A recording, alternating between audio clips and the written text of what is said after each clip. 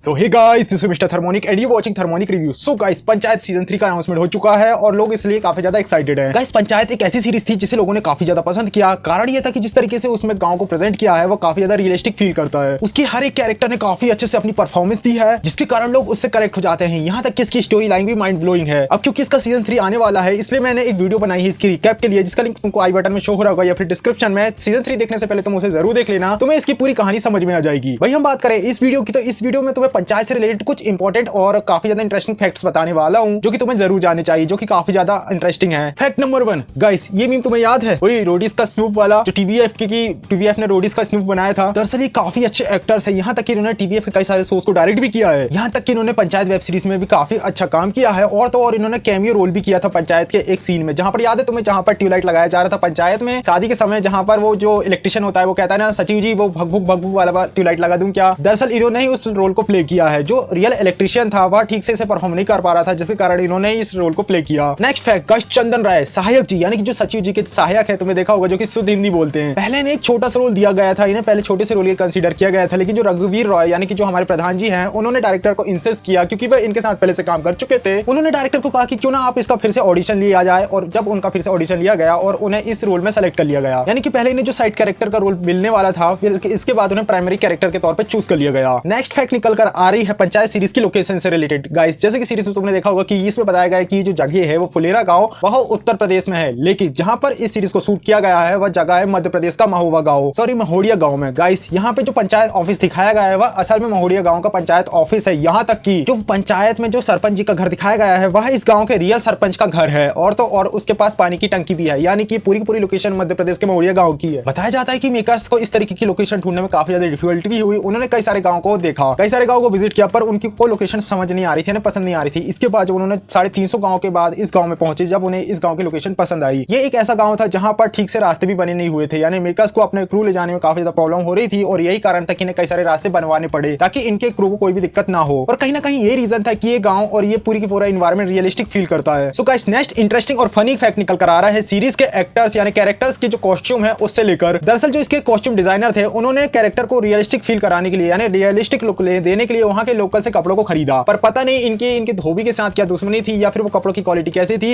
एक ही बार पहली धुलाई में कपड़ों के रंग उड़ गए। अब इसी कारण कुछ ऐसा हुआ कि इन्हें फिर से उन कपड़ों को खरीदना पड़ा काफी अच्छे ब्रांड से, जिसके कारण इनकी प्रोडक्शन कॉस्ट बढ़ गई। नेक्स्ट फैक्ट, गाइस, क्या तुम्हें पता है पंचायत सीरीज का जो नाम है पंचायत, ये पहले पंचायत नहीं होने वाला था, बल्कि इसकी जगह इसका दूसरा नाम था। इस सीरीज का पहला टाइटल था एसडीओ साहेब। दरअसल दीपक मिश्रा, जो कि इसके डायरेक्टर है, उन्होंने एक इंटरव्यू में बताया कि कैसे वह दूरदर्शन के कुछ पुराने शो से काफी ज्यादा इंस्पायर्ड थे। दूरदर्शन के पुराने शोज जैसे कि तेनालीरामन और मालगुडी डेज, गाइस, क्या आइकॉनिक शो था। मैंने तो अभी तक देखा है ऐसे कई सारे एपिसोड में, अभी भी देखता हूँ, यूट्यूब फेसबुक में आते रहते हैं। और गाइस, सही मायने में अगर तुम्हें एक्टिंग देखनी है तो उस शो को देखना है जो रियलिस्टिक फील देता है।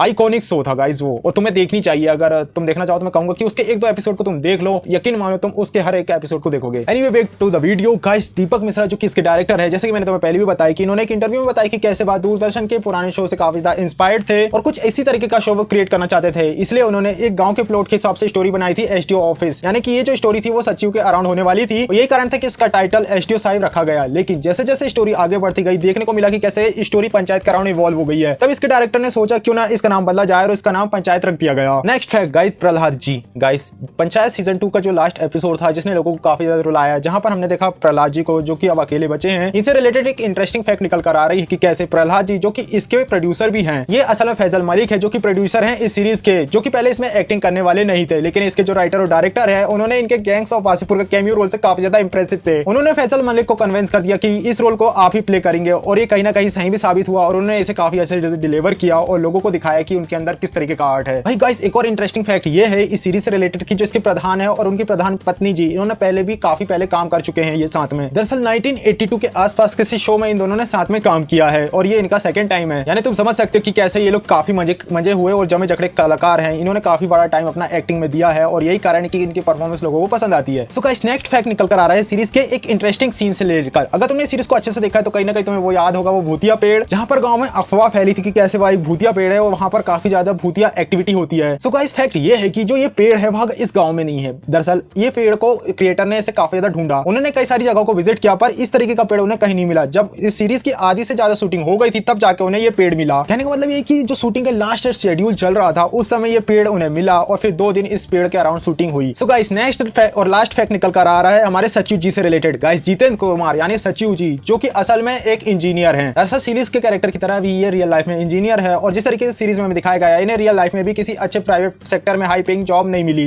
यही कारण था कि उन्हें जो उनकी करंट जॉब मिली थी उन्होंने 8 महीने में छोड़ दिया और इसके बाद तुम्हें तो पता ही है कि कैसे उन्होंने टीबीएफ में काम किया। सो गाइस ये थे कुछ इंटरेस्टिंग फैक्ट पंचायत सीरीज से रिलेटेड, मुझे लगा कि उन्हें आपको बताया जाए। अगर ये फैक्ट तुम्हें पसंद आया हो और इससे रिलेटेड अगर कोई भी अपडेट या फैक्ट तुम्हारे पास हो तो कमेंट बॉक्स में जरूर बताना, मैं उसे जरूर पढ़ूंगा, मैं इंटरेस्टिंग उसे जानने के लिए। वहीं इसके अलावा मैंने इस सीरीज से पहले जो सीजन 1 और सीजन 2 था उसका रिकैप भी बना दिया है जिसका लिंक तुम्हें डिस्क्रिप्शन में मिल जाएगा, वहीं आई बटन में भी। अगर तुमने उसे नहीं देखा है तो प्लीज जाकर उसे देख लेना। सो गाइस मिलते हैं नेक्स्ट वीडियो, तब तक के लिए बाय।